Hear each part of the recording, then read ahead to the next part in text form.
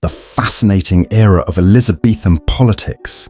Let's delve into the curious intricacies of how Elizabeth I skillfully navigated the turbulent waters of international relations, particularly with France, in her early reign.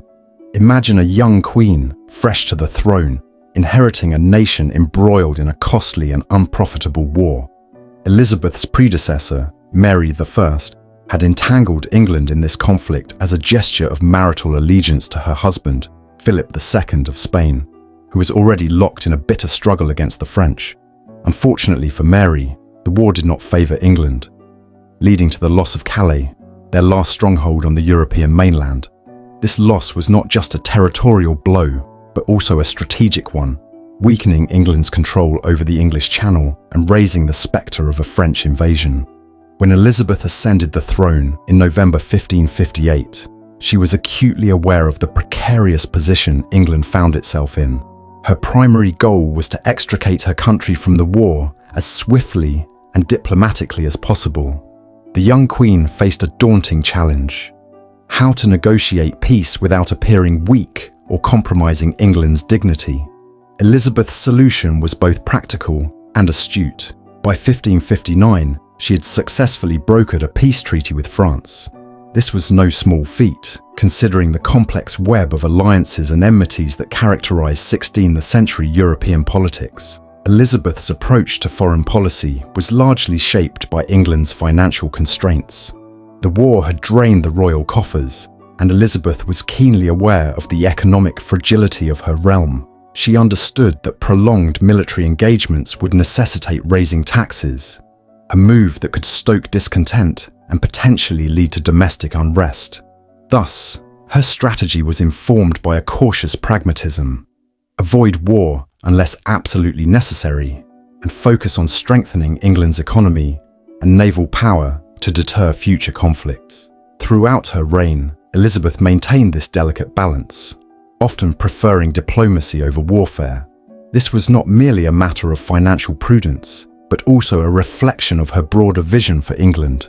By avoiding costly foreign entanglements, Elizabeth could direct resources towards internal development and the burgeoning cultural renaissance that would later define her era. Her reign saw the flowering of English literature, exploration, and the arts, all of which were made possible by a stable and relatively peaceful political climate. In summary, Elizabeth's swift conclusion of the war with France was emblematic of her broader foreign policy ethos, a careful, strategic approach that prioritized England's security and prosperity.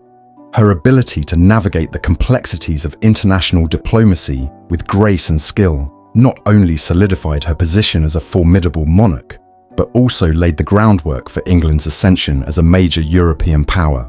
Her reign is a testament to how a visionary leader can leverage diplomacy and financial acumen to transform potential liabilities into enduring legacies.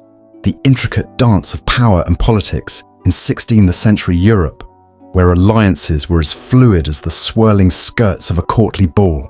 Let us delve into the fascinating tale of the French influence in Scotland during the reign of Elizabeth I, a period marked by religious tension and shifting loyalties.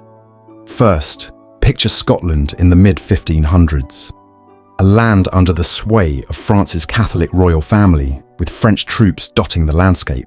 This foreign presence was not warmly embraced by all Scots, many of whom chafed under the rule of these external overseers. The stage was set for a clash between local discontent and international ambition. The plot thickens in 1558, when Mary, Queen of Scots, marries the heir to the French throne. This union of two powerful Catholic dynasties sets alarm bells ringing in Protestant England. Imagine the unease in Elizabeth's court as whispers of a potential French invasion grow louder, with fears that Mary might seek to claim the English crown for herself.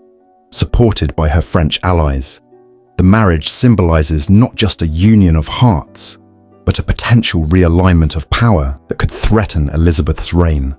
Enter John Knox, the fiery preacher who becomes a beacon for Scottish Protestants disillusioned with French rule. Their rebellion against the French-backed regime in Scotland signals a turning point. Sensing an opportunity to bolster Protestant forces and diminish the French threat, Elizabeth sends English troops to aid the Scots in 1560. The resulting conflict sees the French forces retreat, marking a significant reduction in French influence in the region. With the death of Mary's French husband later that year, the political landscape shifts once again. The threat of a French-led invasion dwindles, further weakened by the onset of the French Wars of Religion in 1562. This prolonged civil war between Catholics and Protestants within France itself diverts French attention and resources, effectively curtailing any immediate plans to challenge Elizabethan England from the north.